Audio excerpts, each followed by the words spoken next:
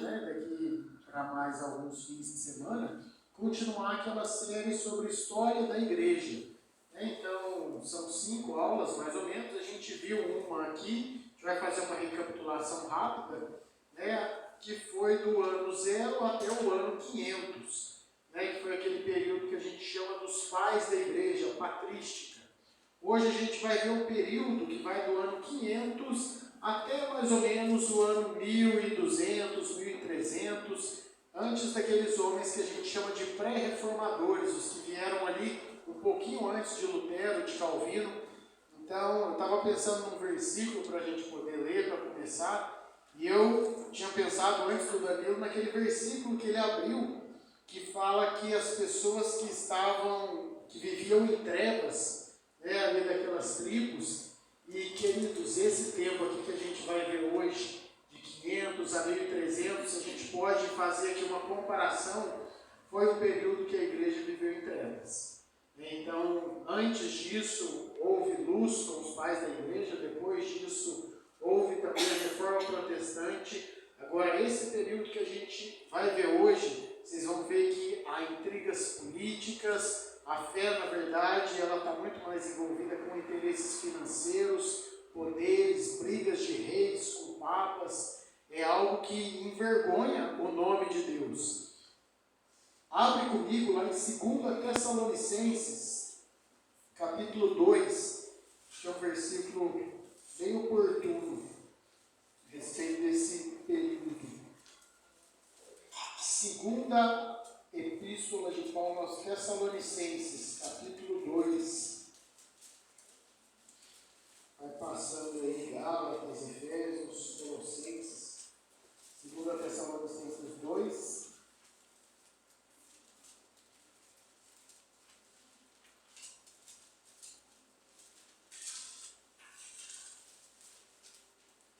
No verso 3.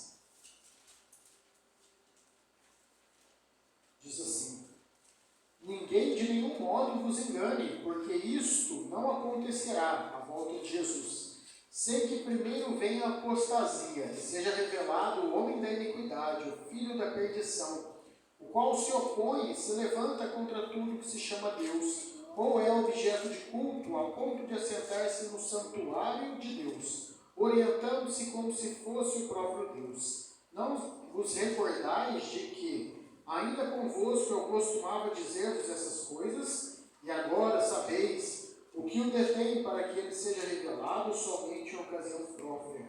Então aqui Paulo está falando de um tempo de trevas difícil, que é esse tempo que a gente vai ver hoje. Vamos orar antes de começar? Senhor, nós estamos aqui, Deus, perante a sua presença, a sua palavra também, e nós pedimos que o Senhor fale ao nosso coração a respeito da história do seu povo, daquilo que o Senhor fez no decorrer de todos esses séculos que se passaram. Nós sabemos que a igreja não começou hoje, ela não começou quando nós nos convertemos, e nós temos muito a aprender sobre como as coisas ocorreram antes de nós, sobre como o Senhor lidou e levantou situações antes de nós. Nós temos muito a aprender com as suas bênçãos, os seus castigos sobre os nossos antepassados. Então, que de alguma forma, todo esse estudo, essas informações, elas sejam úteis, práticas também para gerar temor em nós, para gerar convicção do pecado e amor pelo Senhor. Em nome de Jesus. Amém.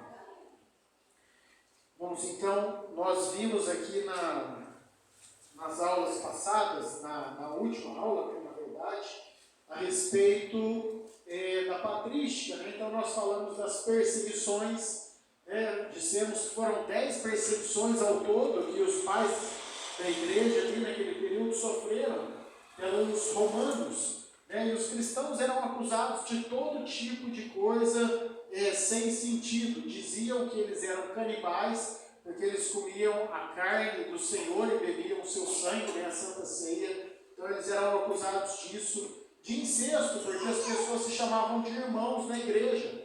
Então, como as pessoas se casavam entre si, os romanos tinham ali aquela ideia de que se estava casando um irmão junto com o outro, né? Então foram causas aqui das perseguições, né, esse tipo de acusação, causas de catástrofes, tudo que acontecia de ruim no Império Romano era culpa dos cristãos. Um historiador antigo ele falou assim: se o rio Tigre transborda, a culpa é dos cristãos. Né? Se falta chuva e a lavoura seca, joguem os cristãos aos leões.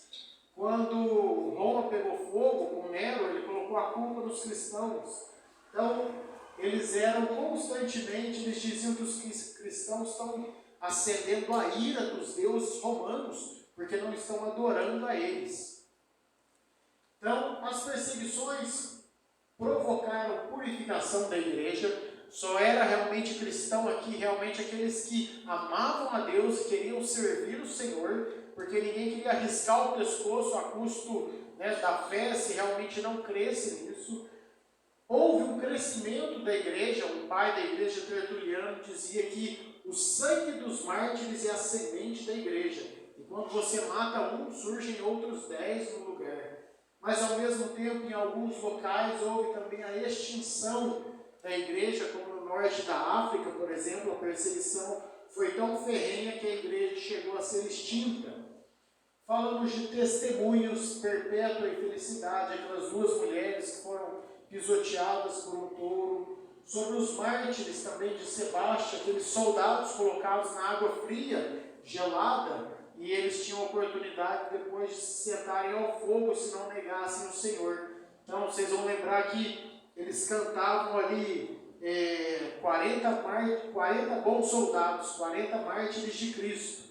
E um deles apostatou, saiu, foi lá para o fogo, e aí eles começaram a cantar 39 bons soldados, 39 mártires de Cristo.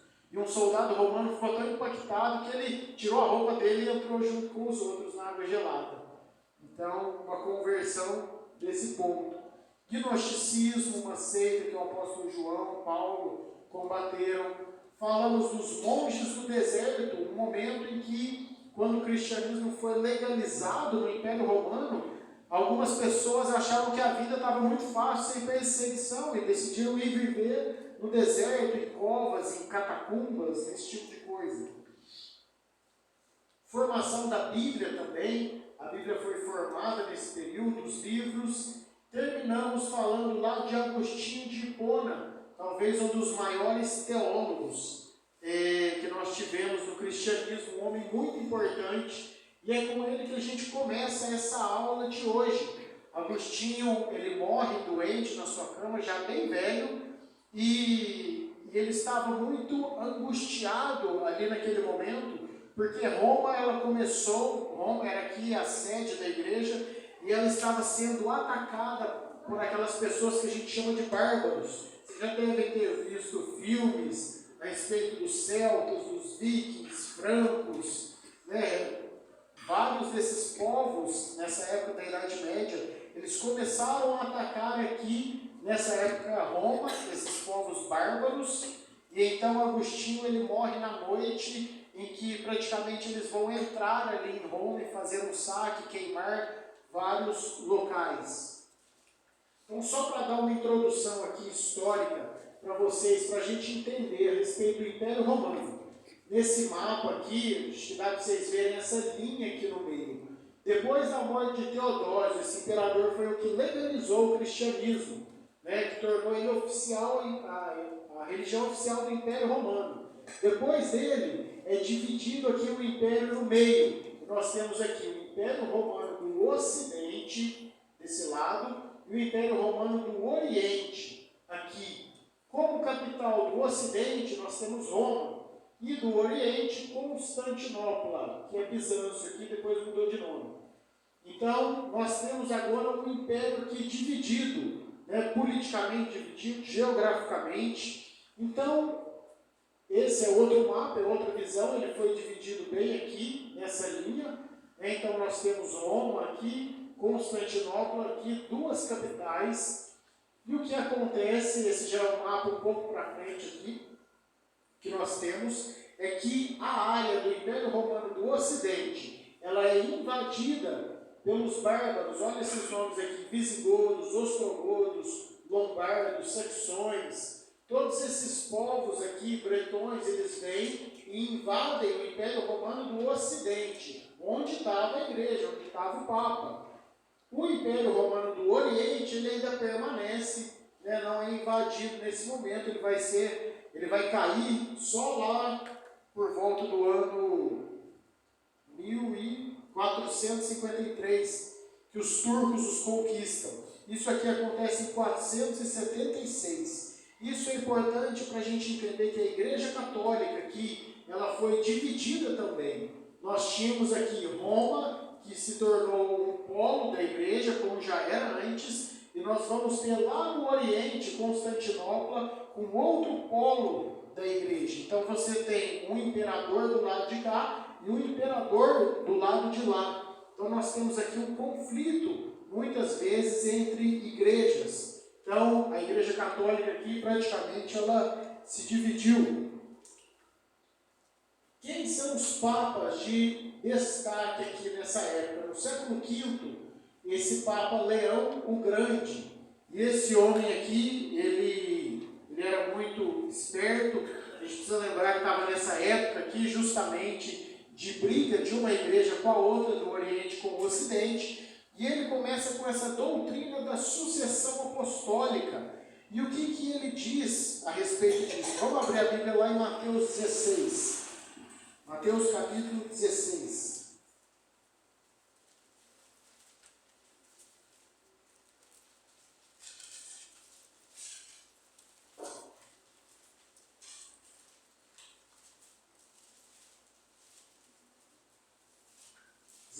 Verso 18.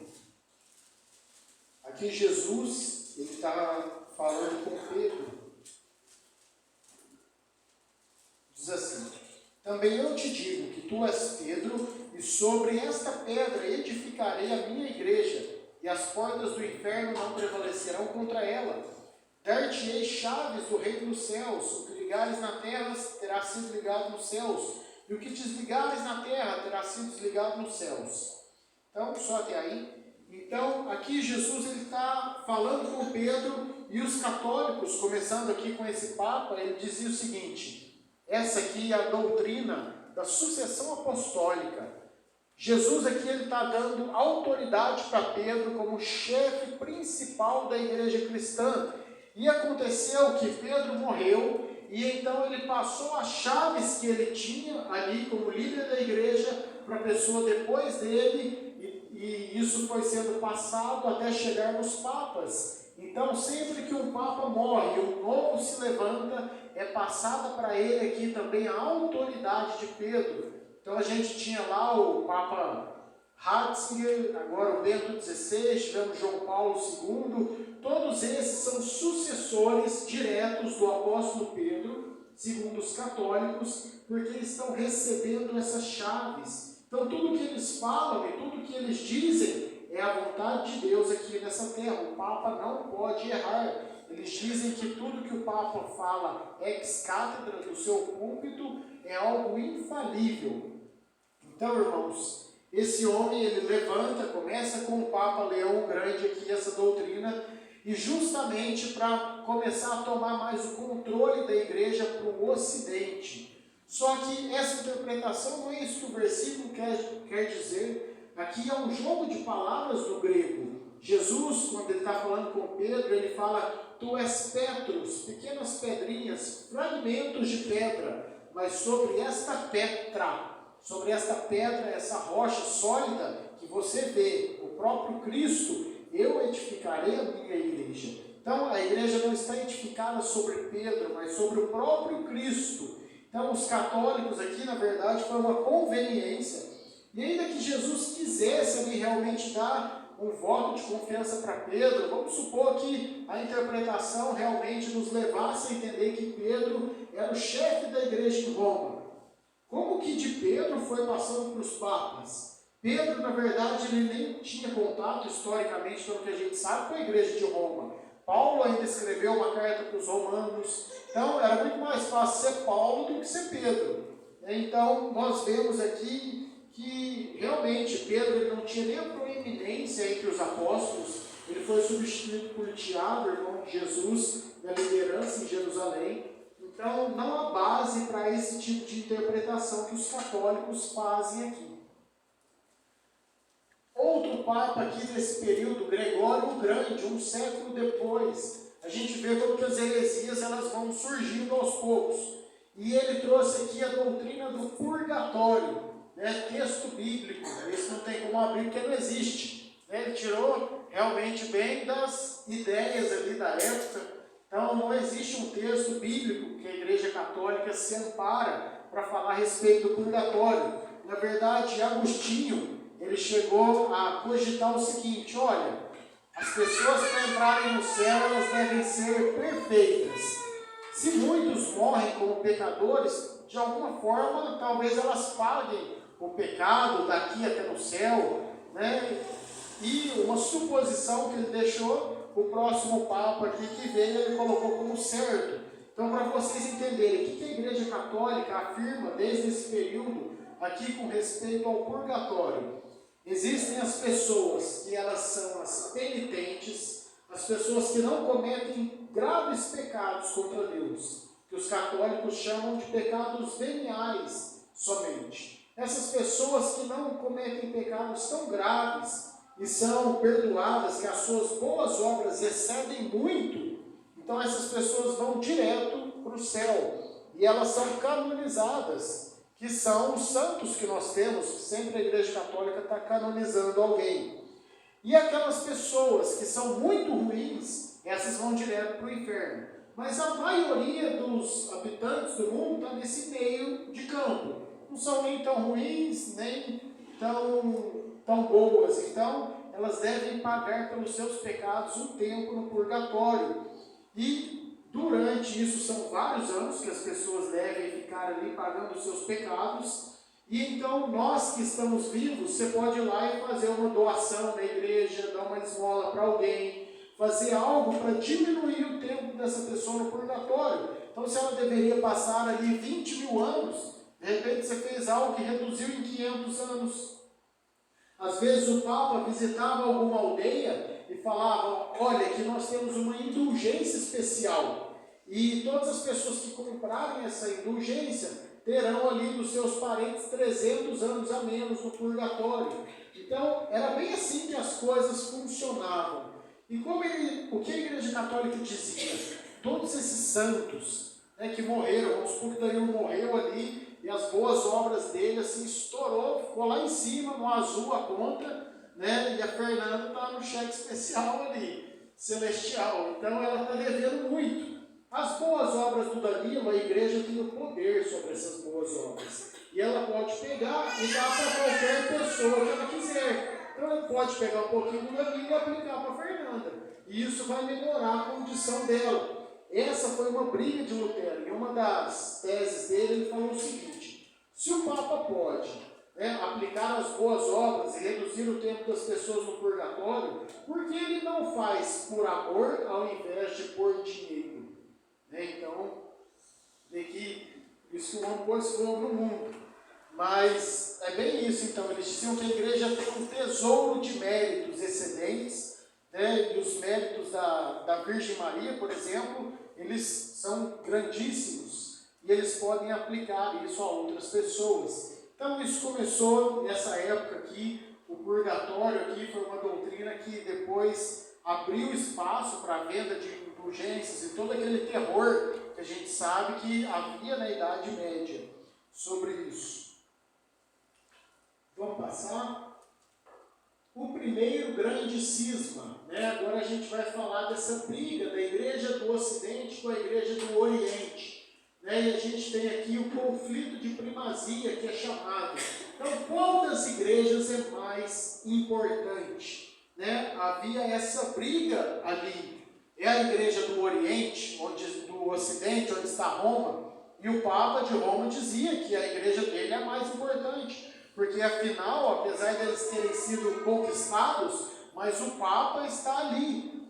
E a Igreja Oriental dizia o seguinte: Roma perdeu o seu lugar. Agora Roma foi conquistada pelos bárbaros e a Igreja, o imperador, se mudou para o Oriente. Então, onde está o imperador, aí é o local mais importante, aí deve estar o Papa também. Então, Então havia essa briga, qual dos dois lados aqui que realmente são mais importantes e devem ditar as regras para as igrejas em geral. É importante vocês entenderem, irmãos, que nessa época aqui, aquelas igrejas que nós vemos na Bíblia, Tessalônica, da Galácia, de Éfeso, de Corinto, todas essas igrejas menores, elas perdem a sua força e elas vão ser submissas aqui à igreja de Roma, por uma força política somente. Então, há essa briga, a quem eles vão se submeter, então.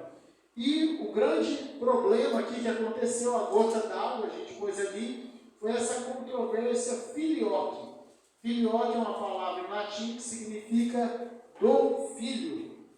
Então, um dos papas, ele alterou o credo que nós chamamos de credo niceno, que lá dizia que o Espírito Santo ele procede do Pai.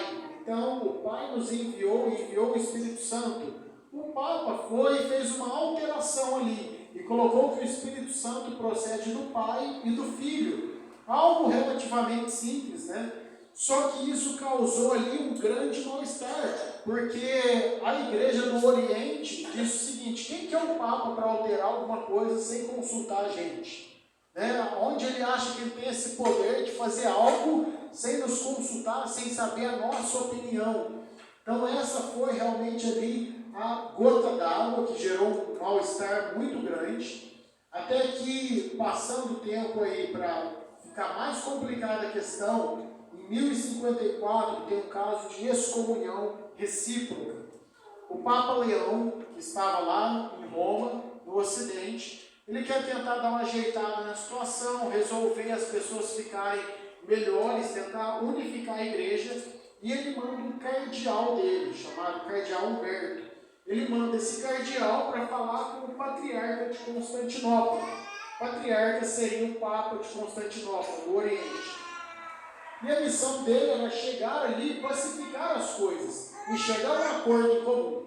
Só que eles começam ali a ter discussões, e um acaba excomungando o outro. O Papa, o patriarca de Constantinopla, excomunga o cardeal Humberto, e o cardeal, na pessoa do Papa, excomunga ele também. A excomunhão é praticamente você dizer que essa pessoa não entra no céu. Então era algo grave. Tem uma briga, o cardeal vai embora, volta para Roma. Quando ele chega lá, ele descobre que o Papa Leão tinha morrido. Então tem até uma briga, e a excomunhão foi válida, não foi, porque ser emissário de uma pessoa morta, então às vezes não valeu aquilo. Mas o fato é que de 1054, que aconteceu isso, até 1965, permaneceu essa excomunhão. Para a igreja nossa não, né? Mas do nosso lado aqui do globo, a igreja católica, os orientais estavam excomungados, e para eles também a igreja católica aqui estava excomungada. Até que em 1965 eles resolveram isso, retiraram esses anátemas, essas maldições uns contra os outros, mas o cisma permaneceu. A igreja católica, ela é ainda completamente dividida nesse ponto. O golpe final que nós temos depois é o ataque dos cruzados a Constantinopla. A gente vai falar das cruzadas hoje, mas era um exército do Papa, e ele estava indo, esse exército, lutar contra os muçulmanos. No meio do caminho, eles pararam em Constantinopla e saquearam a cidade. Então isso acabou deixando a situação mais grave ainda. Então a situação que nós temos hoje no catolicismo é essa. Essa é a Basílica de São Pedro, no Vaticano, e o chefe da igreja é o Bento XVI. E nós temos lá em Moscou, na Rússia, o patriarca Kirill, que é esse aqui atualmente, é o patriarca da igreja ortodoxa russa, oriental. Essa aqui é a Basílica, Catedral de São Basílio, em Moscou. Há várias igrejas lá, bem bonitas assim, mas nós temos uma igreja católica dividida no mundo. Então o Papa hoje não é o chefe da igreja católica em geral, porque a gente vive desse lado do planeta, então a gente acha que a Igreja Católica ela é como um todo, mas no Oriente, passou aquele lado da Rússia, o catolicismo todo lá é diferente do que nós temos aqui. Então, esse cisma permanece até hoje, né? Uma briga de poder completa entre eles. Vamos falar agora de missões. Esse foi um período, toda a Idade Média aqui, de não muitas missões. Não haviam tantos missionários assim. Então a gente tem que lembrar aqui que o Império foi conquistado por bárbaros. Todos esses povos aqui adoravam a outros deuses, faziam sacrifícios humanos, né? Era como se fossem os índios que nós tínhamos aqui, adorando sol. Então a mitologia nórdica que a gente tem, a mitologia celta, os druidas, celtas, todos aqueles povos que nós temos na antiguidade eram completamente pagãos, né? Às vezes mais evoluídos tecnologicamente em algumas coisas, mas pagãos, né? Adoravam outros deuses. Então, alguns missionários eles foram e evangelizaram tribos e países assim, mas não foram tantos. O que mais se destaca aqui é São Patrício, né, da Irlanda. A Irlanda estava lá no cantinho do continente, no norte, um local pouco habitado, sombrio, e Patrício ele era um homem que vivia na Inglaterra. E vivendo na Inglaterra, uma vez os vikings atacaram aqui a Inglaterra e levaram ele como escravo. Ele foi levado como escravo, vendido no mercado lá nessa terra, e ele conseguiu, depois de alguns anos ali, fugir, e ele voltou para a Inglaterra. Só que durante esse período ele sempre ficava pensando naquele povo, pensando no paganismo dele, nos sacrifícios humanos que eles faziam, nos sacrifícios a outros deuses, a árvores, a todo tipo de coisa, e era algo que incomodava ele como um cristão. Até que uma noite ele teve um sonho, e nesse sonho ele ouvia essa frase aqui: vós dos irlandeses, nós te imploramos que voltes e andes conosco novamente. Então Patrício aqui, ele ouviu essa voz no seu sonho, ele volta para a Irlanda, crendo ali ter sido chamado por Deus, e ali ele começa a evangelizar aquelas pessoas. Muitas conversões ocorrem nesse período. Ele pregava o Deus das três faces, era o jeito que ele chamava a Trindade. Então, o cristianismo aqui nessa época não está tão evoluído, você não tem a Bíblia claramente, então muitas vezes o que se prega é a doutrina da igreja em si, que você tem, mas não a Bíblia. Então, ele pregou a essas pessoas, houve sim ali muitas conversões. Ele mesmo disse: nós pregamos em todo lugar, pregamos por toda a Irlanda, até atingir o oceano, e não ser mais possível seguir em frente. Então, foi futuramente um polo muito grande do cristianismo, a Irlanda. Houve uma época que os monges, os padres irlandeses, eles faziam cópias de vários escritos da Bíblia, de vários livros, e de vários livros de teologia também, e dizem que os irlandeses salvaram a civilização ocidental que nós temos hoje por manter várias cópias de livros escritos que depois foram perdidos em outros países, em guerra, em incêndios. Os irlandeses realmente preservaram um conhecimento muito grande em bibliotecas. Então nós temos aqui num período de 100 anos, depois a Irlanda virando um centro missionário e um centro forte do cristianismo. O que a gente pode falar então desse período da Idade Média com relação ao cristianismo?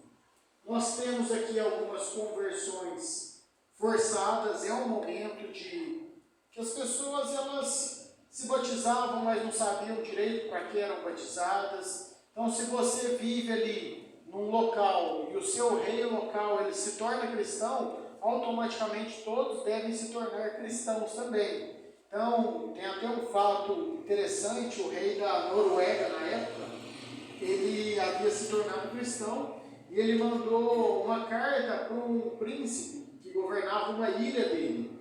E ele falou assim: eu quero que você e todos os seus súditos sejam batizados. Se você se recusar, será morto no mesmo instante. E eu juro que vou trucidar cada uma das suas vidas com fogo e aço. Então, é um tipo de evangelismo que não tem como ser rejeitado, é muito convincente. Mas a gente tem muito isso aqui, conversões forçadas, à força. É um cristianismo ignorante, incipiente. Então, as pessoas às vezes não sabiam por que estavam se convertendo, nem direito como crer em Deus, então juntavam o paganismo com o cristianismo e colocavam coisas nesse meio. Então, é um cristianismo também que não é muito ortodoxo. Conversão para levar vantagens. Então, se era realmente interessante para alguém se converter, ele convertia por uma aliança política, de repente, por algo assim. Tem até um fato, um dos missionários, chamado Bonifácio, na Alemanha, lá tinha uma árvore bem grande, dedicada ao deus Thor, e ele pregava e as pessoas não ouviam ele. E aí um dia ele pegou um machado e ele foi até o carvalho de Thor, e eles falaram, esse homem vai pegar fogo. E ele pegou o machado e foi batendo até derrubar a árvore. E aí eles, nossa, o Deus de Bonifácio é muito mais forte, o Deus de Bonifácio é poderoso, conseguiu vencer Thor. Então, é o tipo de coisa que a gente vê que era um cristianismo ignorante e era uma conversão que vou ficar do lado de quem é mais forte. Se Deus é mais forte, eu vou ficar com ele, então. Então, tem outros missionários. Columba também é um missionário famoso dessa época, mas o mais famoso é Patrício, São Patrício. Tem um filme de 2020, Eu Sou o Patrício, bem fala a história da vida dele. Agora vamos para esse tema aqui, cruzadas. Pensa num período feio que a Igreja Católica não tem como realmente esconder esse período aqui. Eu coloquei aqui, isso aqui é a capa de um filme, Cruzadas. Se vocês quiserem assistir, é um filme muito bom. Tem bastante coisa fidedigna historicamente. Já é um filme mais antigo, mas ele relata um contexto bem interessante. Coloquei aqui Jerusalém, o umbigo do mundo. Por quê? Cruzadas foi uma época em que o Papa convocou diversos exércitos junto com imperadores para lutarem contra os muçulmanos e para reconquistarem Jerusalém. Então eles saíam lá de longe, de Roma, Constantinopla, e eles iam até Jerusalém, atravessavam o mar, passavam por várias pessoas, morriam na travessia do deserto, por insolação, falta de comida, água, doenças, e tudo isso para conquistar Jerusalém, para tirar a cidade da mão dos turcos, da mão aqui dos muçulmanos. E Jerusalém é uma cidade muito importante para 3 grandes religiões. Primeiro, para os judeus, porque é lá que está o último monumento, a gente pode falar assim, da época dos reis, que é o Muro das Lamentações, do Templo de Salomão. Lá também está o Santo Sepulcro. Para os católicos, eles creem que foi o local onde Jesus foi enterrado. E para os islâmicos, o Domo da Rocha, que é o local que eles dizem que Maomé foi ascenso aos céus, que ele subiu para os céus. Então, é uma cidade estratégica e importante para todos esses povos, então, para todas essas religiões. Então, foi realmente ali uma disputa grande nesse período. Fatores aqui que levaram as cruzadas. Foram 7 guerras e mais uma que foi uma cruzada só de crianças. A gente vai falar dela mais especificamente. Mas durante 7 vezes foram enviados exércitos pelo Papa para conquistar Jerusalém. Na maioria das vezes foi fracassado, às vezes nem chegavam na cidade, às vezes chegavam e já viravam escravos, que não tinham condição de combater, estão cansados e sem armas, mas houve um certo sucesso algumas vezes. Primeiro fator, coloquei ali, relíquias de Jerusalém. Os católicos estavam muito interessados em conquistar a cidade pelas relíquias. Estão ali, tudo dos apóstolos, o que aconteceu naquela época, então eles queriam obter essas relíquias. Vocês lembram que uma relíquia na mão da Igreja Católica podia virar muitas indulgências, dinheiro, comércios, era o que era praticado nessa época aqui. Não estavam interessados em relíquias, porque acreditavam também que era um objeto sagrado, que poderia promover cura e esse tipo de coisa. Segundo fator, romper o cerco islâmico na Europa. Então, nessa época aqui, o islamismo está fechando a Europa, conquistando territórios. E o Papa e os imperadores estão aqui interessados em romper e combater esses exércitos para não se apertarem ali. E eu coloquei no último aqui, Deus vult, uma frase em latim usada pelos católicos na época, que dizia, Deus assim o quer, Deus o quer. Era o que eles diziam. Então eles precisavam convocar soldados, muitas vezes não tinham pessoas para ir lutar nas cruzadas, e haviam pessoas às vezes que tinham cometido pecados imperdoáveis, estavam com sentença de morte, prisão perpétua, e o Papa e os imperadores diziam para essas pessoas, se você for lutar em Jerusalém, você será perdoado dos seus pecados. Se você morrer em batalha, você entrará no céu, porque Deus assim o quer.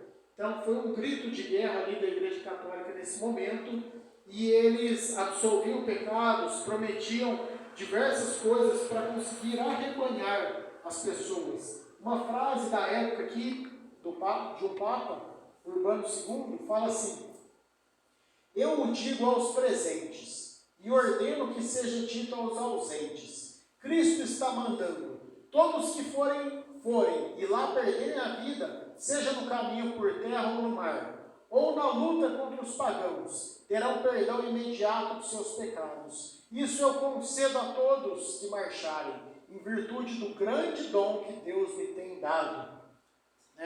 Então, isso aqui não é inventado, gente, é uma frase do Papa da época, mas mostra realmente o espírito com que eles foram, no que eles acreditavam.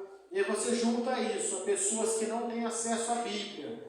É algo praticamente ali que a pessoa se sente motivada, eu estou indo fazer a vontade de Deus. Há diversos filmes que retratam essa época aqui também. Em 1099 eles conseguiram conquistar Jerusalém, os católicos, e olha só o relato de um historiador, sobre o que aconteceu lá na Reconquista. Foi algo ferrenho, sangrento. Jerusalém estava novamente em poder dos cristãos. Então aqueles soldados de Cristo se dedicaram à vingança. Todos os soldados sarracenos, muçulmanos, foram mortos e a população civil não sofreu melhor sorte. Muitas mulheres foram violentadas. De outras, as crianças foram arrancadas do peito para serem jogadas contra a parede. Os judeus tinham fugido para a sinagoga.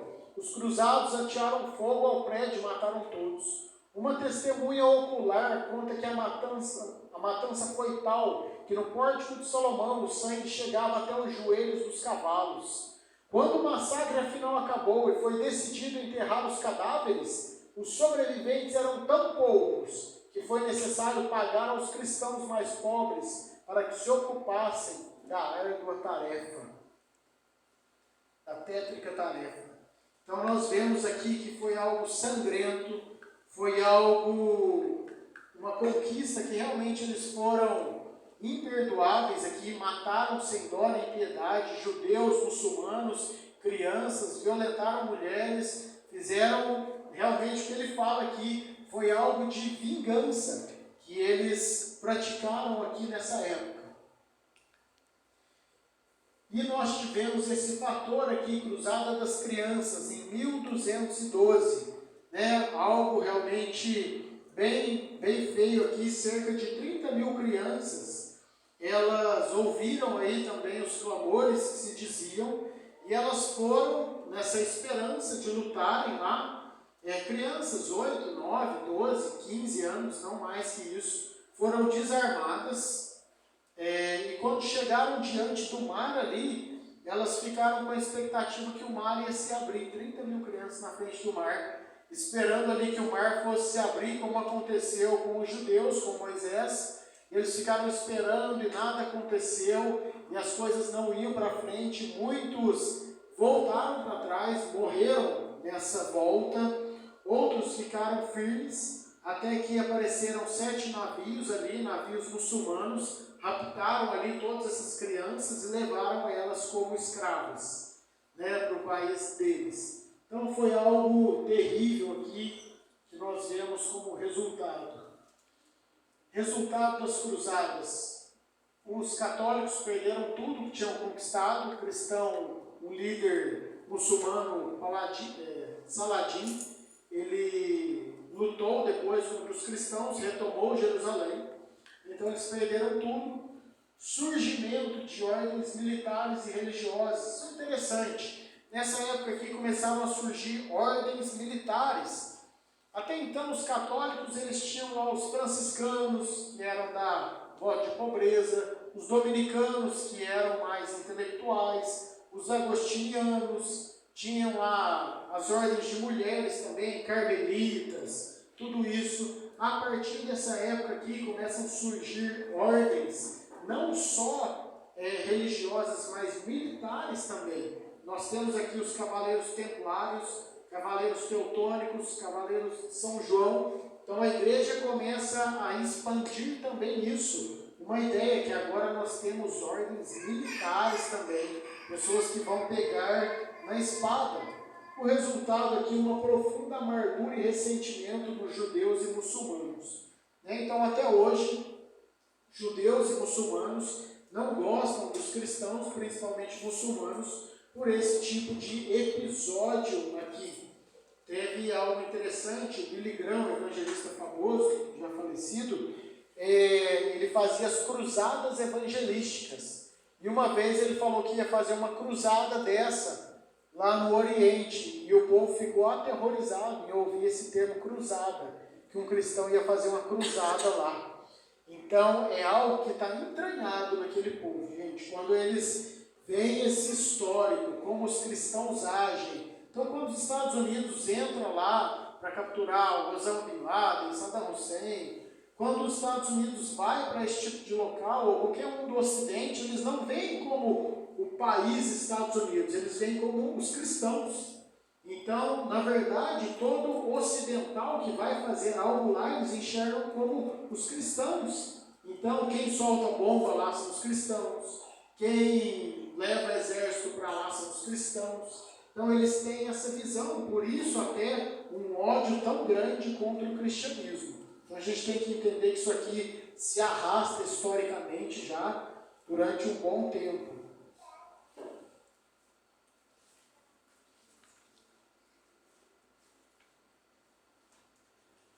Cruzadas, teologia escolástica, né? Esse tema aqui é um pouquinho mais teológico, mas é interessante falar dele também. Às vezes muitos de vocês já não ouviram falar, né?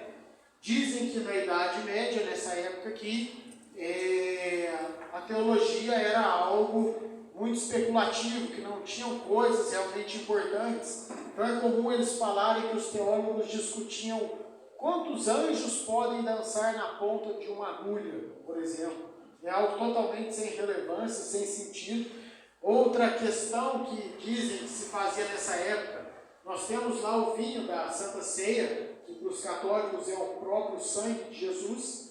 Se uma mosca cair no vinho, o vinho fica impuro ou a mosca fica santa. Então, era algo que eles discutiam ali. Outra questão, 4 orações de 5 minutos em dias consecutivos tem mais chance de ser respondida que uma oração de 20 minutos. Então, se ora segunda, terça e quarta e quinta, 5 minutos, dá 20, tem mais chance de resposta, ou se orar tudo de uma vez na segunda. Então, ela é depreciada, geralmente, a teologia nessa época, porque realmente havia muitas coisas que não faziam nenhum tipo de sentido. Mas não é totalmente verdade que a teologia sempre foi assim nessa época.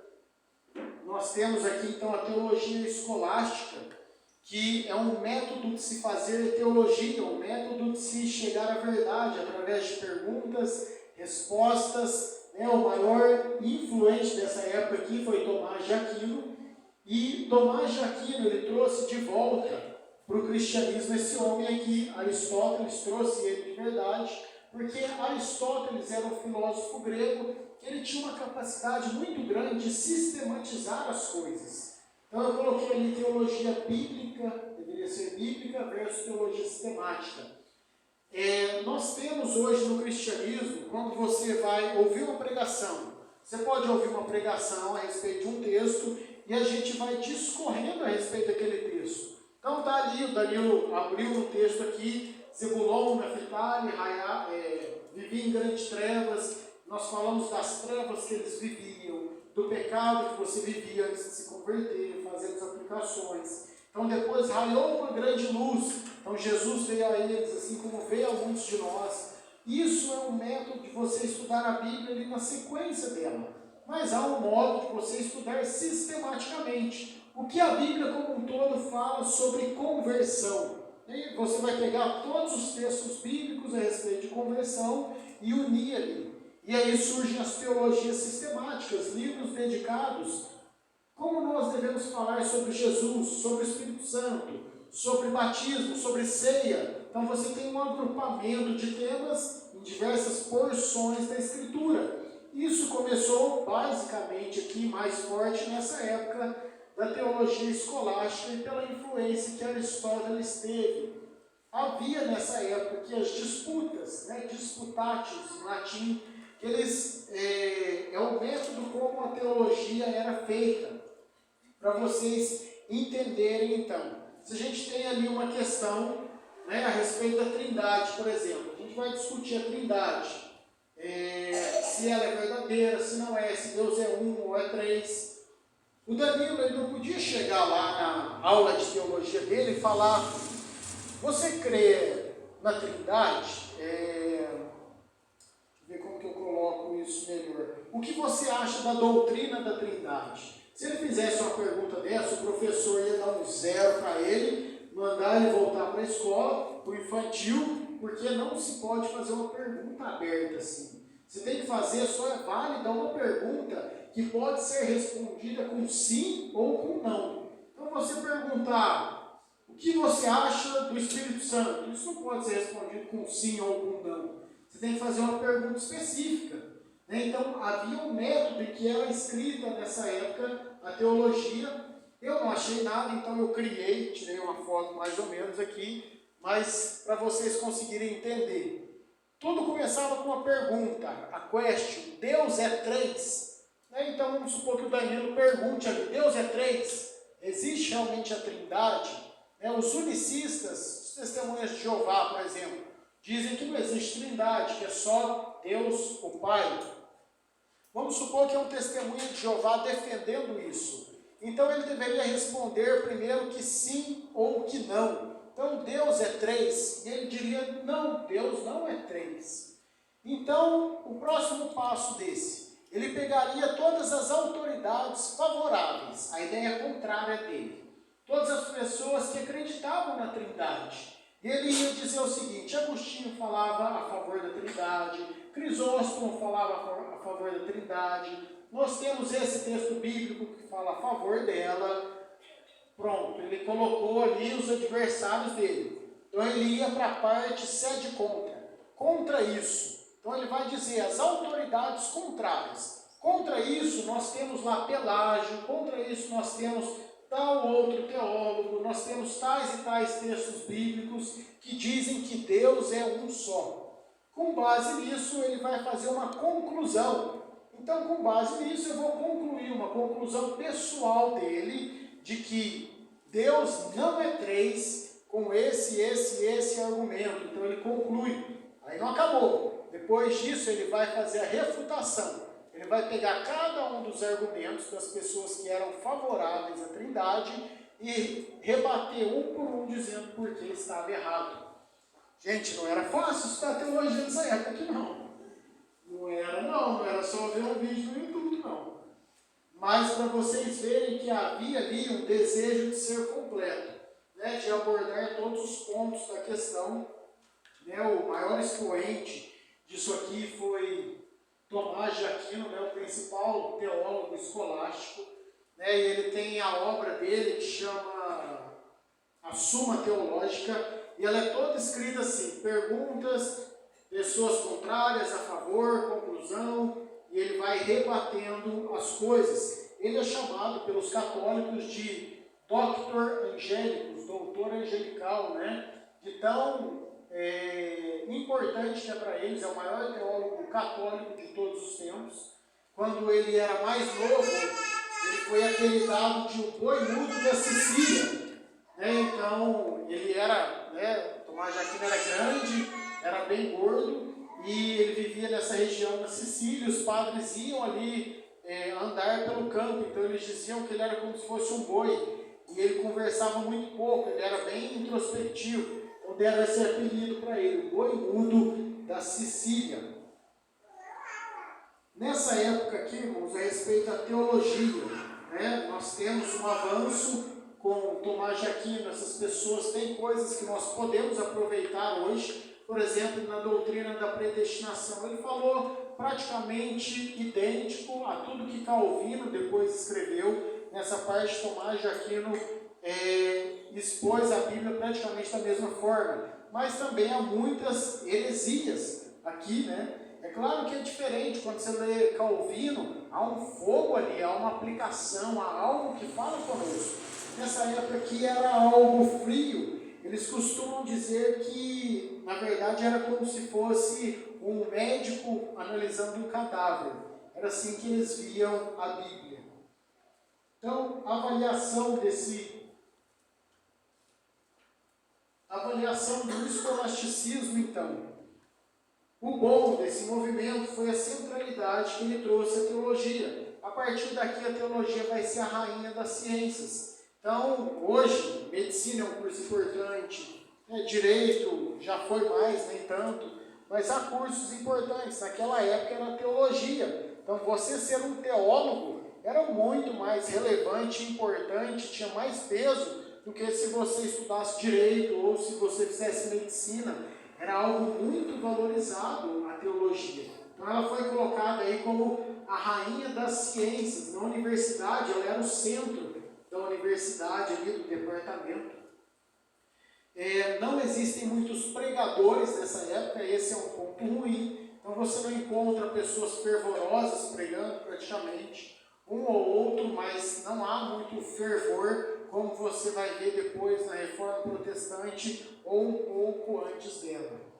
Então, isso aqui, uma citação aqui. Um pensador no fim da Idade Média comparou os escolásticos com médicos que, depois de estudarem medicina e se prepararem e estarem prontos para curar as pessoas, eles então se sentam e ficam conversando enquanto as pessoas morrem de peste negra.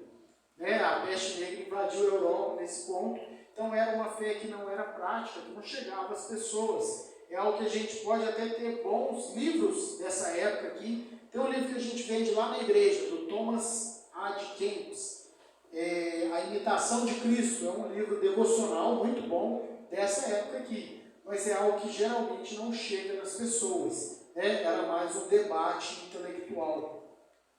Por isso que a gente também não está completamente errado em dizer que foi um período de trevas, porque apesar de ter algum conhecimento, sim, mas isso não alastou para o povo como na Reforma. Agora vamos para o nosso último ponto aqui. Sistema sacramental. Isso aqui é importante. O carcereiro de Filipos fez a pergunta lá para Pedro: Senhores, que é necessário que eu faça para me salvar? Essa é a pergunta de todas as pessoas que se convertem. O que é necessário que eu faça para ser salvo? E nós diríamos para a pessoa: você creia em Cristo e Ele então vai se tornar o seu Salvador. Agora, a resposta que os católicos diriam para uma pessoa que fizesse essa pergunta não seria essa. Eles diriam mais ou menos: olha, primeiro, para você ser salvo, tem 30 ou 40 sacramentos, mais ou menos, que você deve obedecer. Então, tem 30 ou 40 questões que você deve praticar. Nós tivemos uma pessoa inteligente, imagina um padre respondendo a alguém que fizesse essa pergunta. Nós tivemos um homem inteligente aqui na nossa época, um doutor, chamado Pedro Lombardo. Pela graça de Deus, ele conseguiu reduzir de 30, 40 para apenas 7 sacramentos. Então, cumprindo essas 7 coisas aqui, você pode realmente ser salvo. O primeiro deles é o batismo. Se você se batizar, e aqui é o batismo infantil, né, porque ele vai limpar do pecado original. Então, toda criança que nasce, já nasce com o pecado de Adão. O batismo vai te livrar desse pecado. Padre, então agora eu estou salvo. Significa que se eu morrer, eu vou para o céu. Se você morrer ali bebezinho depois do batismo, sim. Agora, se você chega à idade da razão, aí complica mais um pouco. Porque aí você vai ter que passar para o próximo passo, a confirmação. Então, já adulto, você vai chegar ali na Igreja Católica, diante de um bispo somente, não pode ser um padre, e você vai confirmar a sua fé, que você crê em tudo aquilo, desde quando você foi batizado como criança. Só que, gente, a gente está aqui, o povo andava só de cavalo, as coisas eram longe, não haviam tantos bispos assim na igreja, tinham regiões em que os bispos nunca iam, então as pessoas morriam sem serem confirmadas na sua fé. Vamos supor que essa pessoa aqui, ela é confirmada, ela tem então que pelo menos uma vez por ano participar da Eucaristia, que é ali comer o corpo de Cristo e tomar o sangue dele. Então pelo menos uma vez por ano é a sua obrigação. E aí, estou salvo? Ainda não? Penitências. Tem que fazer essas coisas aqui para ser perdoado, porque a gente continua pecando, então tem que continuar pagando pelos pecados. O pagamento de Cristo não é um pagamento assim tão válido. Então nós temos que fazer peregrinações para Roma, para Jerusalém, nós temos que dar esmolas, temos que dar ofertas, nós temos que comprar indulgências e fazer todo esse tipo de rezas, para que então os nossos pecados eles fossem sendo perdoados. Quando você morrer, ainda tem aqui a extrema unção que você deve receber. Então, depois disso vem o quê? Depois que você já fez aí todas as penitências, você não está perdoado ainda. Você ainda precisa do padre ir lá e te dar a extrema unção, garantindo que dali você pode passar para o purgatório, pelo menos. Gente, é difícil essa aula aqui, hein? Os católicos soubessem disso, acho que eles abandonaram. Mas a extrema unção, então, para garantir uma entrada ainda no purgatório. E aí você tem outros 2 sacramentos aqui, o matrimônio e a ordenação. Então, um sacramento é o matrimônio, a pessoa deve se casar, e o outro é a ordenação, ela deve ser um padre. Só que o padre não se casa. Então a gente já vê aqui que é impossível cumprir os 7 sacramentos. Então se uma pessoa se casa, ela não pode ser ordenada. Se ela é ordenada, ela não pode se casar. Mas é basicamente assim que funcionava, e funciona ainda até hoje, o sistema sacramental na Igreja Católica. Você deve cumprir aqui ritos, sacramentos, para que realmente alcance graça do Senhor. Então, a resposta para a pergunta do carcereiro de Filipos não é tão simples assim como Pedro deu. Ela é um pouco mais complexa na visão católica. Irmãos, é isso sobre esse tema. Eu sei que são muitas informações, cansa um pouco, mas a gente precisa saber, agora que a gente vai chegar perto da reforma protestante, a gente precisa entender contra o que eu estou protestando. Contra esse tipo de visão, contra esse tipo de vida, de prática. O que eu estou reformando? Estou reformando esse tipo de coisa que foram sendo acrescentadas à fé. Então, é importante nós entendermos isso. Eu queria abrir, se alguém quiser fazer alguma pergunta, pode ficar à vontade. Não existe pergunta ruim, o ruim é não fazer. Então, se alguém quiser perguntar alguma coisa, dúvida, se eu souber, se eu não souber, eu passo para o Danilo. Alguém tem dúvida de alguma coisa, quer perguntar do catolicismo, alguma coisa que tem curiosidade, às vezes, de saber, ou mesmo dessa época? Pode falar, Fernanda. Sobre a doutrina, na hora que você estava colocando a doutrina do purgatório, você citou Agostinho. Eu me perdi a importância do Agostinho nessa época. Você tinha comentado. Agostinho é muito importante. Eles falam que tem o Agostinho evangélico e o Agostinho católico. A gente tem os dois. Então, a verdade é que o Agostinho, ele dá base para muita coisa do catolicismo também. Mas ele levantou a hipótese que depois que as pessoas morressem, que haveria um meio. Deixa eu ver se eu lembro de cabeça o versículo. Eu não lembro o versículo, mas ele vai dizer o seguinte, que uma pessoa, então, para chegar até o céu, nesse meio tempo, enquanto os primeiros mortos morrem e tem a ressurreição, essas pessoas elas podem ter que pagar pelos pecados e passar por um período de purificação. Então ele falou que isso era algo possível, embora a Bíblia não citasse, ferrenhamente. Então, assim, a gente costuma dizer que em teologia, o que uma geração aceita, a próxima abraça. Então, se ele criou a hipótese, o que veio na frente dele tomou isso como certo. Então, depois o Papa foi, e isso entrou no catolicismo posteriormente. Mais alguém? Alete? Pode falar.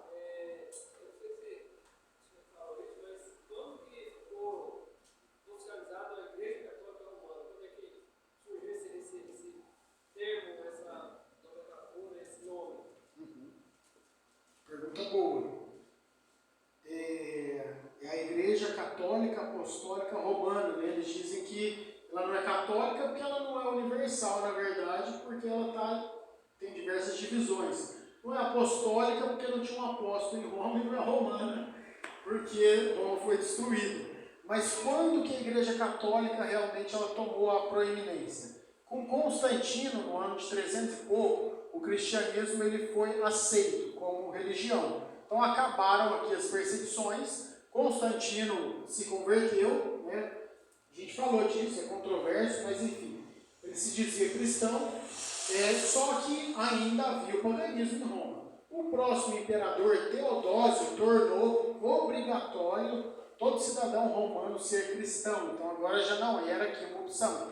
Nesse momento, o que acontece? A Igreja Católica ganha muita força, porque ela está dentro do Império, principalmente a Igreja de Roma. Até essa época aqui, você tinha ainda muitas igrejas espalhadas, não tinha uma autoridade centrada em Roma. Em Atos, a autoridade estava mais centrada em Jerusalém, na verdade. Então, como a Igreja Católica se tornou proeminente, como a Igreja Romana, melhor dizendo, se tornou proeminente, porque o imperador estava ali naquela cidade, porque era a igreja da capital, e a igreja da capital manda mais. Então, depois com isso, aí a gente vê o cisma, o que a gente viu hoje, eles vão ganhando cada vez mais poder, mas na verdade foi um poder político que colocou isso, essa proeminência da Igreja de Roma. Mais alguém? Gente, pois assista esse filme das Cruzadas, se vocês puderem, é um filme bom mesmo, vai mostrar bem os pensamentos aqui da época. Ninguém mais? Pode falar, Matheus. Qual que é a presença da Igreja Oriental, que é a católica também, no mundo, e se ela tem alguma presença no Brasil, e se a doutrina diverge muito da Igreja Católica, que a gente conhece aí basicamente em todo lugar do Brasil? Ela não tem influência para esses lados aqui, no nosso aqui, não que eu saiba, pode ser que tenha, mas seja bem pequena, mas ela é influente lá no Oriente. Então a gente tem a Igreja Ortodoxa Russa, tem a Igreja Copta no Egito também, que está sob a influência dos ortodoxos da Igreja Oriental, que é o Patriarca. Então, basicamente, creio nas mesmas coisas, porque na época da divisão, os credos já eram todos solidificados. Então, o credo niceno, o credo apostólico, Nicéia II, e os outros que tinham, são coisas que pertencem às duas igrejas. Então, o rompimento foi depois. Então, creio praticamente nas mesmas coisas. Teve algo que eu não falei, que foi chamado de controvérsia iconoclasta, que foi uma briga entre as duas igrejas. Lá no Oriente não era algo tão aceito assim, a questão de imagens. Só que lá tinha muita imagem, muito mais do que a gente tem hoje. Era algo assim, se vocês verem, procurem coisas da igreja ortodoxa, oriental, eles têm muita imagem, muito vitral, muito santo, muita coisa. Houve uma época em que as pessoas se levantaram ali, começaram a quebrar tudo isso, porque dizia que era idolatria. Então foi algo que gerou um certo choque entre as duas igrejas. Mas depois isso foi pacificado. Depois teve uma bula papal que falou o seguinte: as imagens têm o mesmo peso das escrituras. Porque as escrituras é para quem sabe ler, mas naquela época a população alfabetizada era mínima. Então eles diziam, quando uma pessoa vê uma imagem, ela recebe ali uma fé através disso. Então é algo para ela se lembrar e ser abençoada por Deus também. Então a gente vê que a imagem ali, ela toma o lugar da palavra escrita. Né? Então isso depois unificou, as duas igrejas têm essa questão de imagens também. Só que lá eles representam Cristo glorificado, chamam Cristo pantocrator. Aqui, geralmente, a igreja católica representa ele crucificado. Essa diferença. Mas de teologias em si, ou Mateus, não tem algo assim. Mais alguém? Então vamos orar para a gente encerrar. Vou passar para o Senhor, nós viemos diante de Ti nessa noite. Te agradecemos por ter a oportunidade de conhecer, já de longe, mas saber evidenciar coisas boas, ruins que aconteceram durante a igreja nesse período, e que o Senhor nos ensine com isso a sermos humildes, não acharmos que nós temos toda a verdade, ou que ela nasceu conosco, mas que nós venhamos a saber que precisamos reconhecer e sempre recorrer à Sua palavra para obtermos a verdade. Que ela não pode ser fruto de ideias da cabeça de um homem, de pensamentos psicológicos, de técnicas de marketing, mas que somente a Sua palavra é a verdadeira pedra fundamental da Sua igreja.